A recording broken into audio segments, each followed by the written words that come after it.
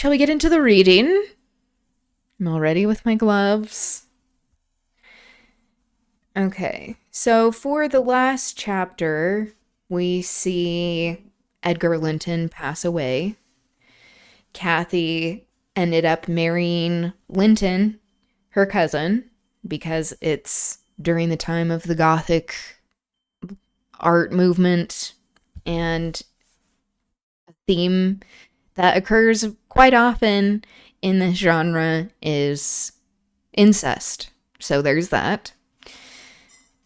And so she is officially married to Linton. We see that since Edgar passed away, that the property goes to Linton.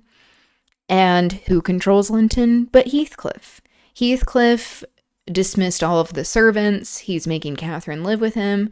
So now it seems like we're getting closer in time to the time of the retelling that this story is occurring in. So when Nellie is talking to Mr. Lockwood, we're getting closer to the present time.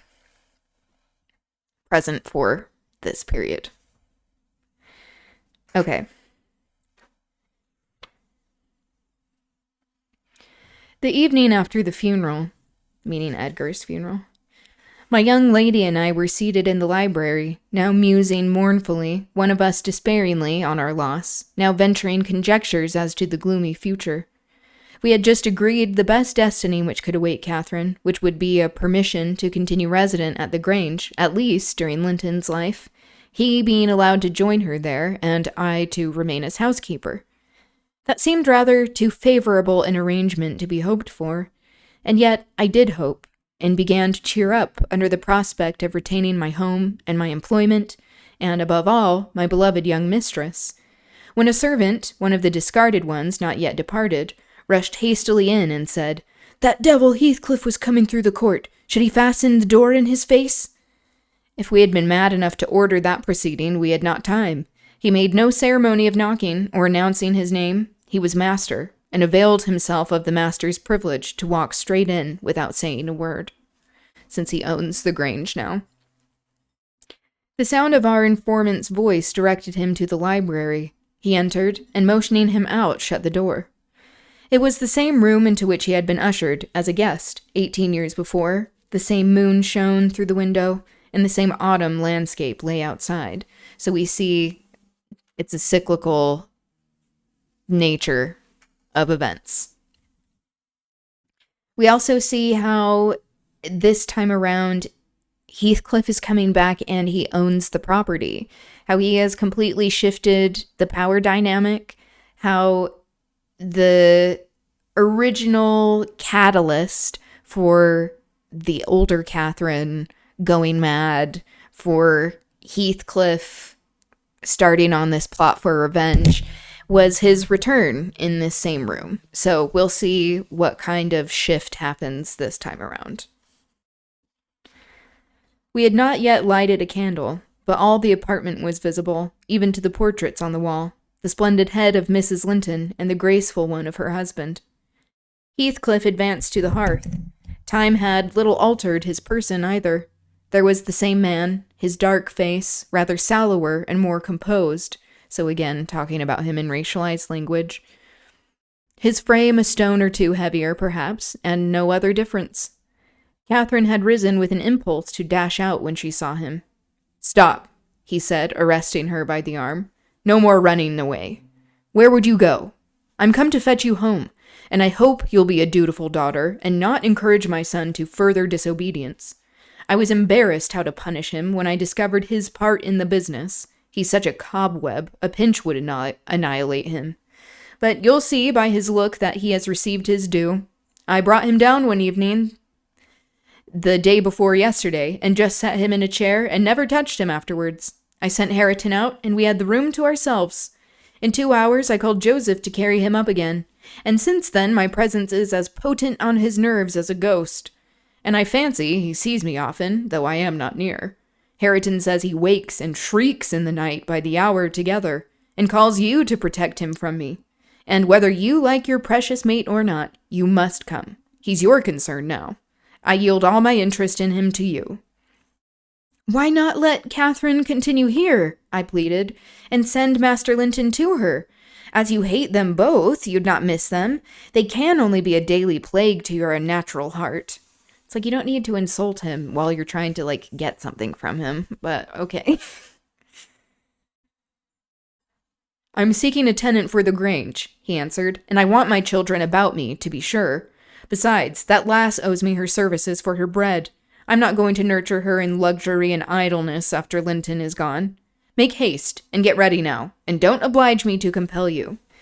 So, one of the forms of revenge that Heathcliff takes primarily is degrading people in class, where he marries Isabella Linton and forces her to work, even though after she passes away, he gets a servant because he doesn't want to have to do the work himself.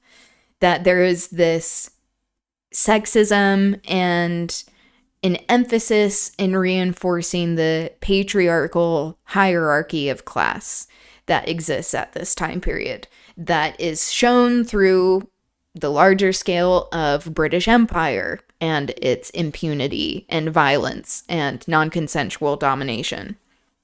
We also see how this element of race plays a role in the book that is largely ignored in most adaptations.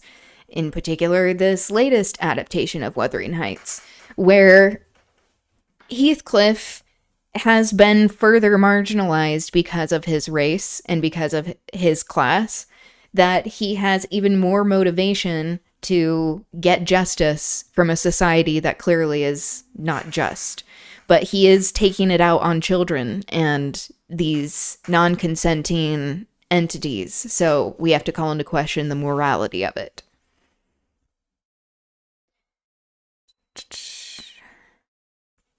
I shall, said Catherine. Linton is all I have to love in the world, and though you have done what you could to make him hateful to me, and me to him, you cannot make us hate each other, and I defy you to hurt him when I am by, and I defy you to frighten me. You are a boastful champion, replied Heathcliff, but I don't like you well enough to hurt him. You shall get the full benefit of the torment as long as it lasts. It is not I who will make him hateful to you. It is his own sweet spirit. He's as bitter as gall.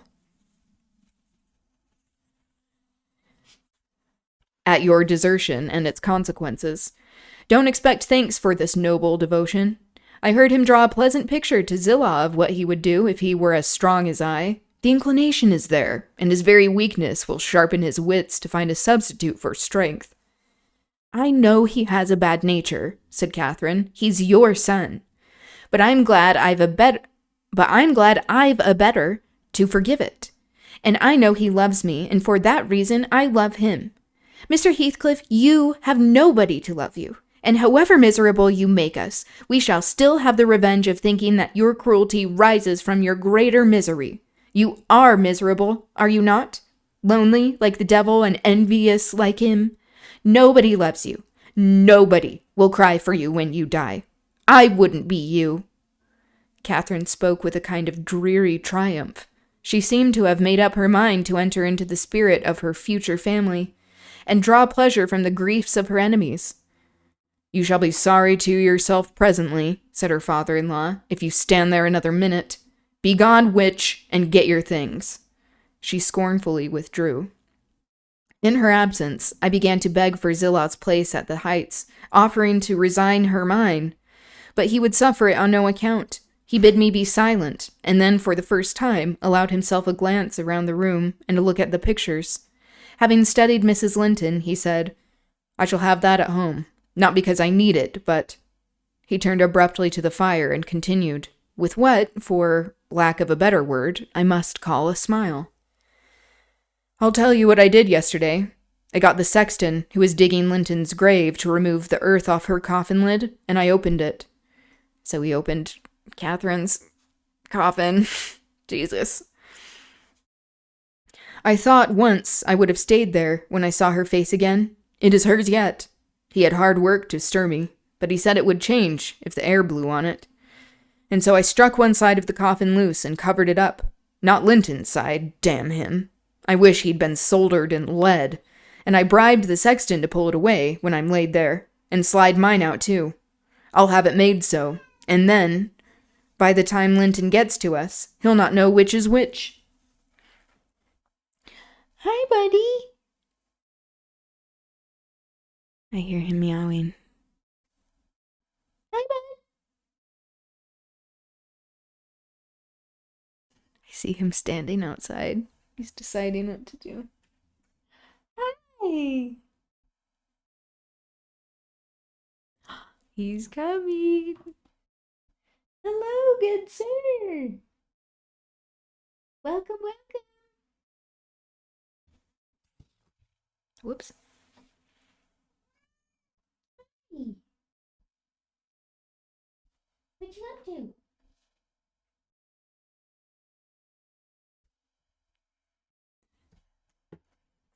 This is the sassy going about the room after dinner.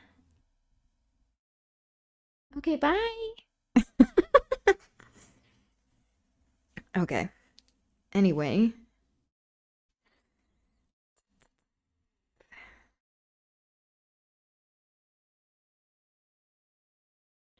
Okay, so he had Catherine be unburied, and he did not want her buried next to Edgar, her husband, because he wants to be buried next to her. So he's like having his revenge in death as well.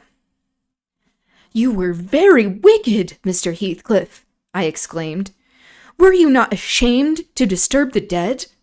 I disturbed nobody, Nellie, he replied, and I gave some ease to myself. I shall be a great deal more comfortable now, and you'll have a better chance of keeping me underground when I get there. Disturbed her? No. She has disturbed me, night and day, through 18 years, incessantly, remorselessly, till yesternight. And yesterday night I was tranquil. I dreamt I was sleeping the last night by that sleeper, with my heart stopped, and my cheek frozen against hers. And if she had been dissolved into the earth, or worse, what would you have dreamt of then? I said. Of dissolving with her, and being more happy still, he answered. Do you suppose I dread any change of that sort? I expected such a transformation on raising the lid, but I'm better pleased that it should not commence till I share it. Besides, unless I had received a distinct impression of her passionless features, that strange feeling would hardly have been removed. It began oddly. You know I was wild after she died, and eternally from dawn to dawn, praying her to return to me, her spirit. I have a strong faith in ghosts. I have a conviction that they can, and do, exist among us. The day she was buried, there came a fall of snow. In the evening I went to the churchyard. It blew bleak as winter. All round was solitary. I didn't fear that her fool of a husband would wander up the den so late, and no one else had business to bring them there.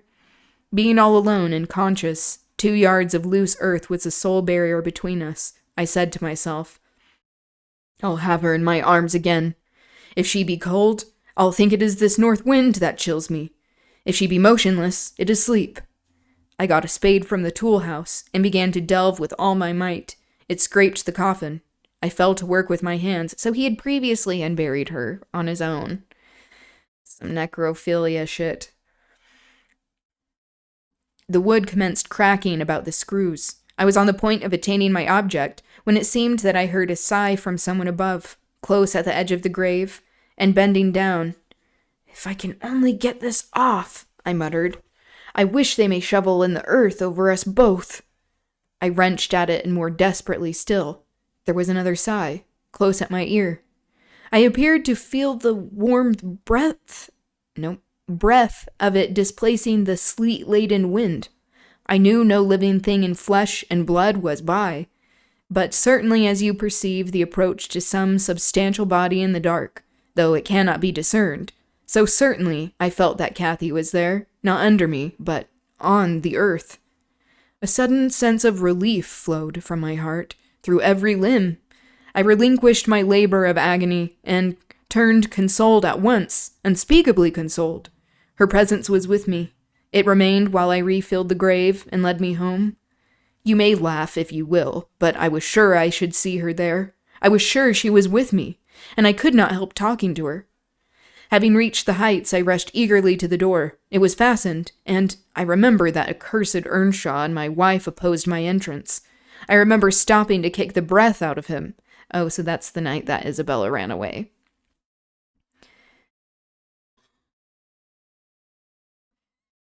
And then hurrying up to my room and hers, I looked round impatiently. I felt her by me. I could almost see her, and yet I could not.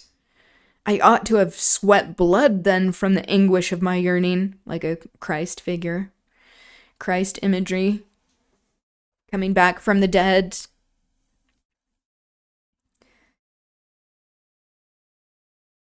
From the fervor of my supplications to have but one glimpse, I had not one. She showed herself, as she often was in life, a devil to me.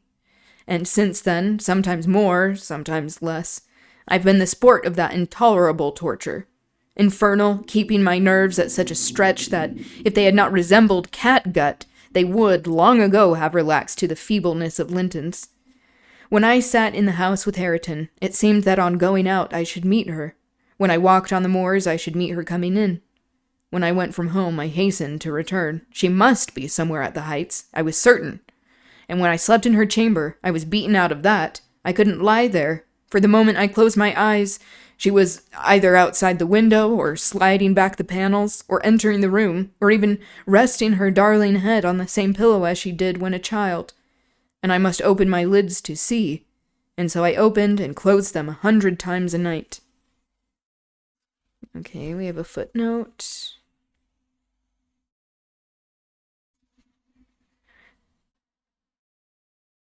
Sleep brings no joy to me. Dated November 1837. What does that mean?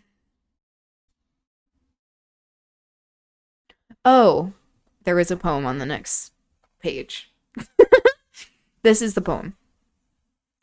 Sleep brings no joy to me, remembrance never dies. My soul is given to misery and lives in sighs. Sleep brings no rest to me, the shadows of the dead, my waking eyes may never see, surround my bed. Sleep brings no hope to me, in soundest sleep they come, and with their doleful imagery deepen the gloom. Sleep brings no wish to knit, my harassed heart beneath, my only wish is to forget in the sleep of death. By Emily Bronte. You know, a Gothic classic, talking about death a lot. To be always disappointed. So back to Heathcliff talking. It racked me. I've often groaned aloud till that old rascal Joseph, no doubt, believed that my conscience was playing the fiend inside of me. Now since I've seen her, I'm pacified, a little. It was a strange way of killing, not by inches, but by fractions of hairbreadths, to beguile me with the spectre of a hope through 18 years. Mr. Heathcliff paused and wiped his forehead. His hair clung to it, wet with perspiration. His eyes were fixed on the red embers of the fire, the brows not contracted, but raised next the temples, diminishing the grim aspect of his countenance, but imparting a peculiar look of trouble and a painful appearance of mental tension towards one absorbing subject. He only half addressed me, and I maintained silence. I didn't like to hear him talk. After a short period, he resumed his meditation on the picture, took it down, and leaned it against the sofa to contemplate it at better advantage, and while so occupied Catherine entered, announcing that she was ready when her pony should be saddled. So we also see Heathcliff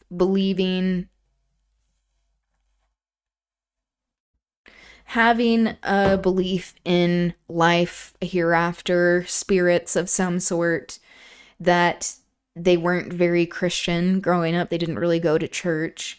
And so we don't know if he is drawing upon his heritage and spiritualism, or if he is going with this more Christian version of things, but it seems a way of kind of decolonizing this concept of death, where he's talking about life continuing, especially at the time when people were talking about ghosts, how that was viewed as very evil.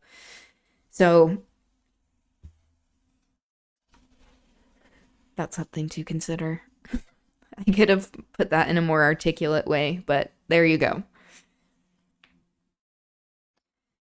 Send that over tomorrow, said Heathcliff to me. Then turning to her, he added, You may do without your pony. It is a fine evening, and you'll need no ponies at Wuthering Heights. For what journeys you take, your feet will serve you. Come along. Goodbye, Ellen, whispered my dear little mistress.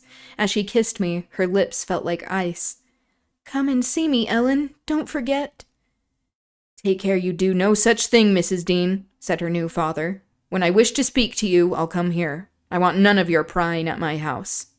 He signed her to precede him, and casting back a look that cut my heart, she obeyed. So he's also cutting her off from anyone else who could help empower her. I watched them from the window walk down the garden. Heathcliff fixed Catherine's arm under his, though she disputed the act first, evidently, and with rapid strides, he hurried her into the alley whose trees concealed them. Okay. That's the end of chapter 15. That's gonna be it for me today as well. But thank you for being here. It was good chatting with you all. I will be on tomorrow around 2:30. If we're honest, probably a little bit after that. I want to keep touching on some current events that have happened, but then also go over some organizing techniques. Yeah. So anyway, thanks for being here. I hope you have a good rest of your day, evening, wherever you are, and I will see you soon. Okay, bye.